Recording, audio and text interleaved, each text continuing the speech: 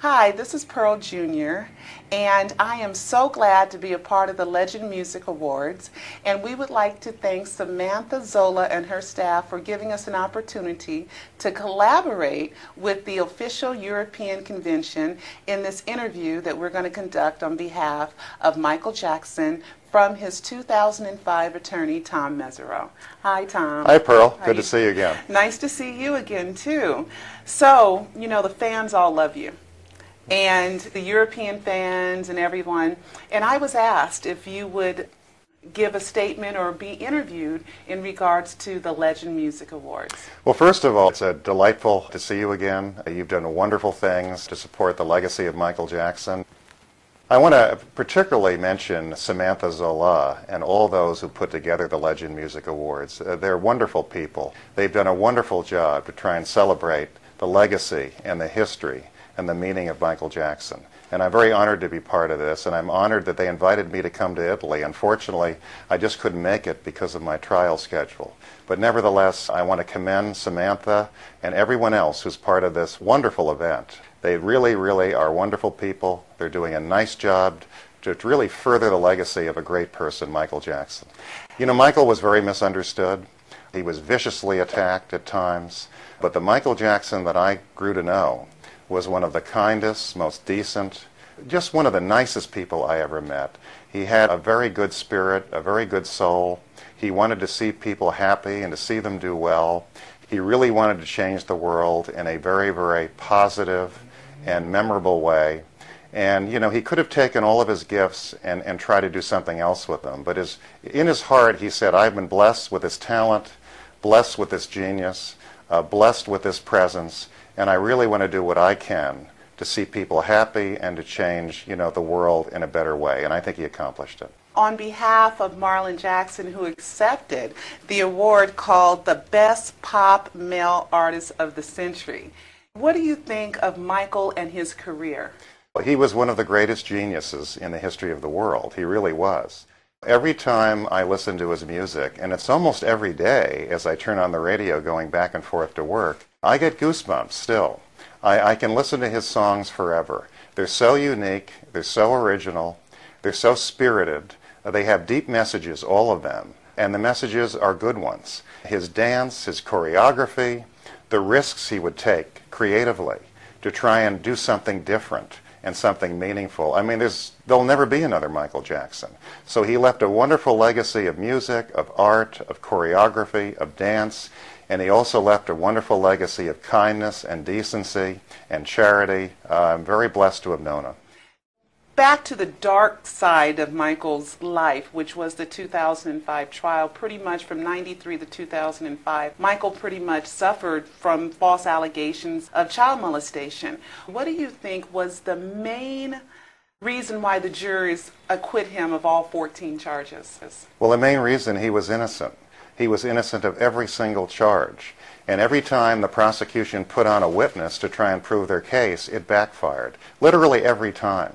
I mean, I've tried a lot of cases in my career. I've tried homicide cases, death penalty cases, white-collar fraud cases, child abuse cases, rape cases, you name it. And I have never seen so many witnesses fall apart as in this case, because they were not doing what was right. They were trying to create a false story. They were trying to create a false impression of Michael Jackson. And they would say what the prosecution wanted them to say on direct examination, but when faced with cross-examination, they all fell apart because he was not guilty of any of these horrible allegations. The suffering he endured to go through that process was beyond belief. Michael was not built to sit through a 5-month trial in a criminal courtroom hearing, one false claim after another. He was not emotionally, in my opinion, constructed to sit there and listen to these vicious lies about him conspiring to abduct children, to falsely imprison a family, to extort people, to molest people, and it just took a terrible wear and tear on him. And he was looking at the possibility of dying in an American prison.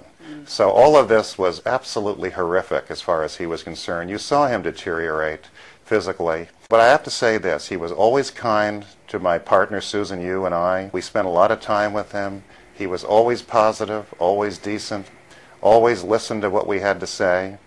Susan Yu was the #1 lawyer with me in that case. I want to make that clear. She was never a media hound, but she's the one that really analyzed this case and found all the holes and all the issues that we raised in the courtroom. And she was the only one I really trusted with strategy, with tactics.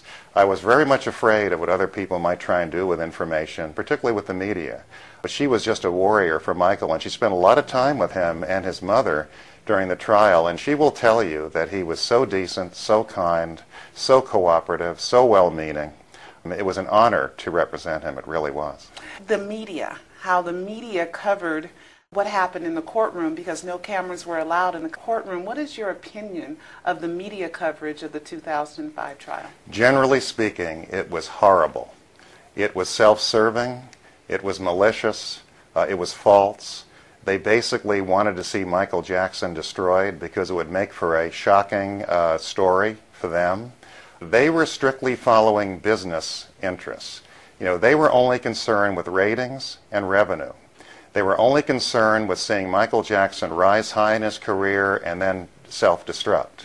It made for a good story for them, and that's all they cared about. When he was acquitted 14 times by that jury, you could almost look in the room and see just a collective disappointment in the media's face because the story was about to end. They would have to quickly find some other story to latch onto. And that's not what they wanted. They did everything they could to promote a conviction. They tried to skew the information coming out of the courtroom to make it look as if he was going to be convicted.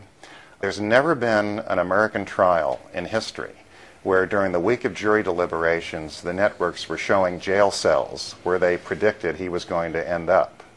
It was outrageous. And fortunately, the jury was under oath. They were honorable people. They deliberated appropriately, and they made the right decision. They found him not guilty on every single count 14 times. Now, as far as the infamous Pajama Day, what was that all about? Pajama Day was the result of my advice to Michael and the people around him. I'm responsible for that. Michael had taken a walk through Neverland early that morning, which he often did. You know, Michael used to say, I look at the sky, I look at the stars, I look at the moon, and I make music at Neverland.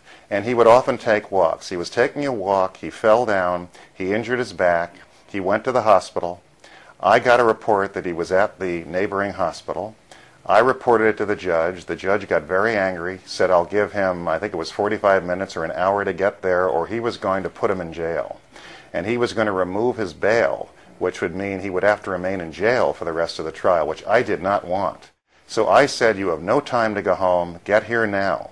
Okay? He showed up. He had a jacket. He had a white shirt. And he had pajama bottoms. He wanted to go home and change. I said, you have no time to go home and change. I don't want you thrown in jail. I don't want your millions of dollars in bail to evaporate. So that was my advice. I still think it was the right advice because everything worked out for us. But to have him sitting in jail every day during the trial would have made things 100 times worse. I just didn't want that to happen. But really the reason he showed up with those pajama bottoms was me. It was my advice. You wrote the introduction to Aphrodite Jones' book, The Conspiracy. Right. She really blames and focuses on a lot of the media. Do you share in her overall viewpoint that in the courtroom, Michael seemed innocent, but the way the media portrayed it made him seem guilty to the public? And what did that do to Michael's value as a celebrity? Well, remember, she was part of the media. And she was part of the media that unfairly went after him. She admits that. During the trial, I wouldn't say a word to her. And she tried to approach me at the very beginning of the trial, and I gave her a stare down that she got the message, don't come near me. And she admits she was part of a media that just unfairly tried to misrepresent the evidence to the world. After it, she thought about what she had done, she thought about what she had been part of, and she decided to write a truthful book. But her focus is media. It wasn't only the media that conspired against him. I think the district attorney's office conspired against him. I think business interests were part of that.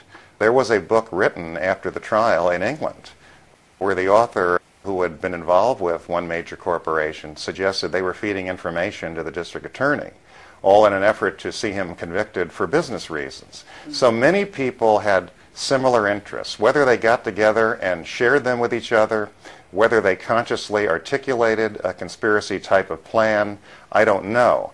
But they don't have to get together and talk to one another to have similar interests and to help one another. The media wanted him convicted because it was good for business. Certain business interests may have wanted him convicted because it was good for their business. Clearly, the district attorney's office wanted him convicted because they thought it would be good for them. And all of these people, in my opinion, worked together, perhaps without any conscious, articulated understanding, to see him go down. Here we're going to fast forward to today. And here we go with Michael involved in another worldwide media case, which is the involuntary manslaughter case of the People versus Dr. Conrad Murray. A lot of the fans are really upset that we all saw Michael handcuffed from Las Vegas. When Dr. Murray was officially charged and had to show up at the Santa Monica courthouse, he wasn't handcuffed. Is that normal legal proceedings, or was that unfair? I think it was unfair. There was no reason to handcuff Michael Jackson. I think it was done for show. I think from the point of view of the Santa Barbara Sheriff's Department, they felt that they were applying the same procedure to him that they apply to other people. And that may be true as far as their policies go. But I share the fans' dislike for the idea that Conrad Murray could show up with no handcuffs, and Michael, who would voluntarily fly from Las Vegas and show up voluntarily, follow the law, had to be handcuffed. I share their concern about that. It doesn't seem fair. Now, do you think that the charge against Dr. Murray for involuntary manslaughter instead of first-degree, second-degree murder, do you think that's a fair charge, and you think they could win? I think it's a practical charge. And sometimes there's a difference between what someone would like to see happen and what has practical reality associated with it. Let me give you some perspective. Elvis Presley was given an enormous number of prescription drugs. I mean, it was horrifying what doctors were prescribing for him. The doctor who was primarily responsible for prescribing these medications was charged with manslaughter. He went to trial. The first time it was a hung jury. The second time he was acquitted. Now, juries don't often want to convict doctors who claim they had a reason for writing prescriptions and claim that they used their best medical judgment in the process. It's not always easy to convict doctors. I want to see this doctor convicted. I think what he did is outrageous. I think propofol should not have been in the home. I think to have it in the home without an anesthesiologist administering it with him, without heart monitoring equipment, without breathing equipment is an outrage. And for him to order this medication, have it delivered to his girlfriend's house, give it to Michael, I believe, I'm told that he allegedly said he'd given it to him for months, is just an outrage. I want to see him convicted. My fear is that if you charged him with murder, first or second degree, a jury would not trust that charge, and you might help the defense. You know, when I defend people, if the prosecutors overcharge a case, I throw it in their face. I look at the jury and I say, don't trust them. They're abusing their power. I want to see him convicted. I want to see him a felon. And I think the best way to do it is to charge him with involuntary manslaughter. Now, I know that there was a fierce debate in the Los Angeles County District Attorney's Office about what to charge him with.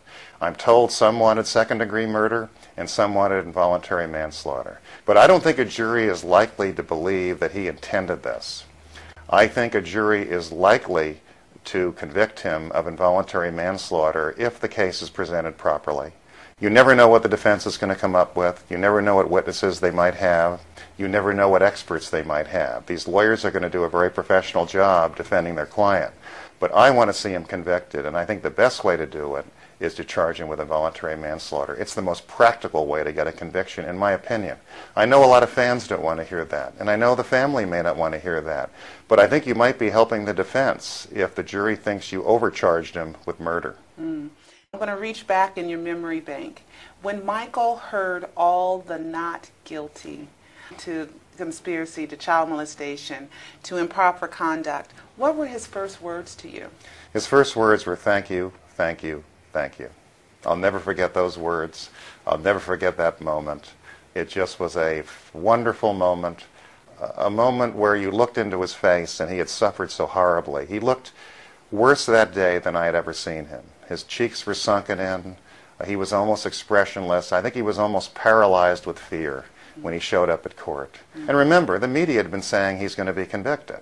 That can affect someone who's on trial and who's listening to media reports. Whether you distrust the media or not, it can have its effect. And he just looked paralyzed with fear. Well, as someone who sat in the courtroom and watched you in action, I'm going to tell you, I had complete confidence in you, in the truth, and in Michael Jackson, and I knew he was going to be fully acquitted. Well, but that's for the 100-and-something of us that were in the courtroom. So on behalf of the Legend Music Awards and the European Official Convention, we'd like to thank you for this interview, Mr. Mesereau. Well, thank you, Pearl, and I'm very honored and privileged to be in this interview, to be part of the awards ceremony. And again, I want to commend everyone involved. You've done a wonderful job to preserve the legacy of this beautiful, kind, wonderful human being, Michael Jackson. Thank you. Thank you.